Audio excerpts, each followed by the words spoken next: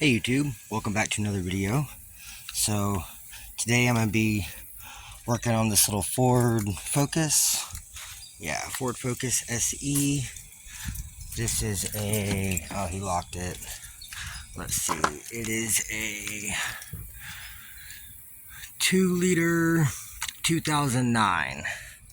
So 4-cylinder. So his issues, he was driving, and if you look at this, I don't know if that's the thermostat housing, but it looks like his gasket blew out. So only thing I've done so far is I've removed the battery box. It goes right here. It's just 13 millimeters, and it just pops right out. And all that does is give me access down here to the radiator hose here, and then this other little heater core hose here. And then that gives access to the bolts to unbolt it from the engine. So I'm going to get this thing pulled out of here, and I'll give you guys another update.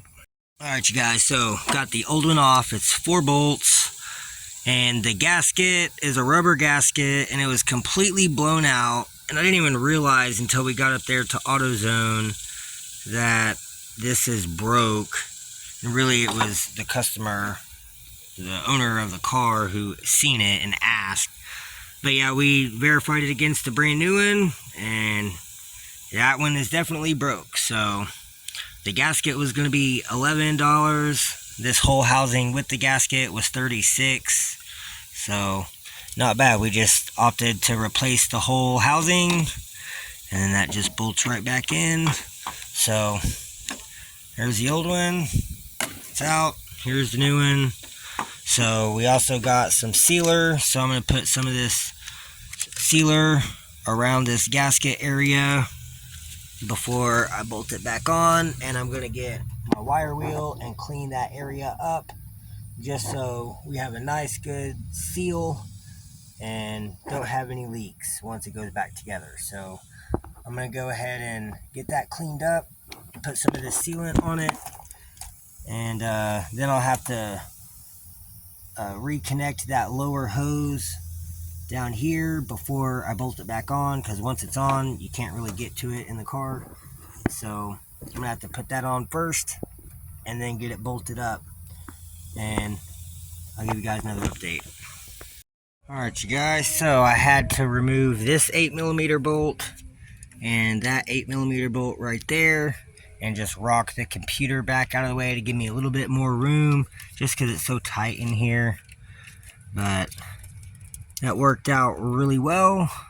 So now I have the new one all bolted in. It's got the 4 bolts. They're all 8 mils. And then you can see in that little hole right there at the top is where it was leaking.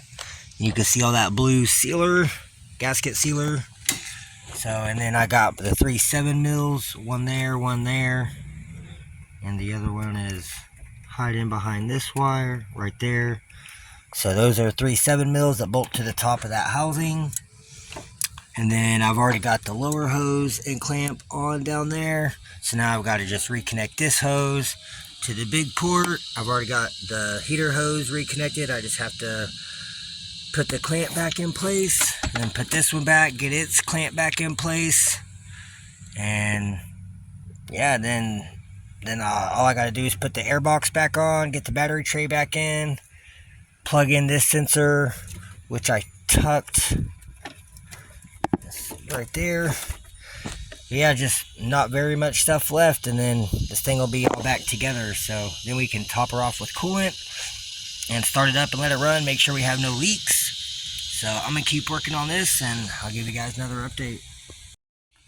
Alright you guys, so I've got both of my hose clamps are back on down here, one on the big one and then the one back on the little one. Then I went ahead and got the battery tray back in and bolted back in. Here's the battery tie down. So got the air intake back in. Here's the mass airflow sensor that plugs in, pushing the red tab. I got this pushed back on, which I'm guessing is like the evap or something. But yeah, I didn't have to disconnect the throttle body or any of that. I just disconnected a couple lines, popped this off, got my bolts back in the computer so it's nice and solid. Everything's connected and tight, so now all we gotta do is put the battery back in, get the battery tie down back on, and it should be done. So, and then fill her up with coolant. So I'm gonna ask the owner where the battery is so I can get it put back in here and hook back up, and I'll give you guys another update. Alright you guys, all back together, got the battery in and hooked up, got the battery tied down on and tight. There we go.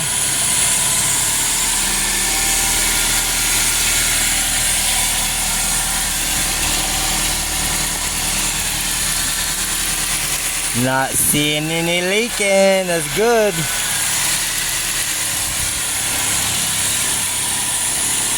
So we're gonna let this run with the heater on, kind of bleed off, and I'm gonna top it off with coolant. And so we'll let it run for like 5 or 10 minutes and get a little heat in it, and then I'll give you all another update. Alright guys, well she's running, bleeding the coolant. So it's almost up to operating temperature. Don't have any heat coming out yet. No, still blowing kind of cool, but we're up to operating temp. So I'm gonna keep an eye on it, make sure we're not overheating. It's not on AC, so I don't know what's up with it, but yeah, I'm gonna let this thing go till it starts blowing some heat and it's not bubbling anymore, and I'll give you all another update. Alright you guys, well he went driving around. He had to go run some errands and run by the ATM to pull some money off for me. So whenever he gets back, I will give you guys another update. Make sure it's still staying at operating temp and we have no leaks and all that. So yeah, y'all stay tuned and I'll give you guys another update once he makes it back over here. Alright you guys, so he just made it back a few minutes ago.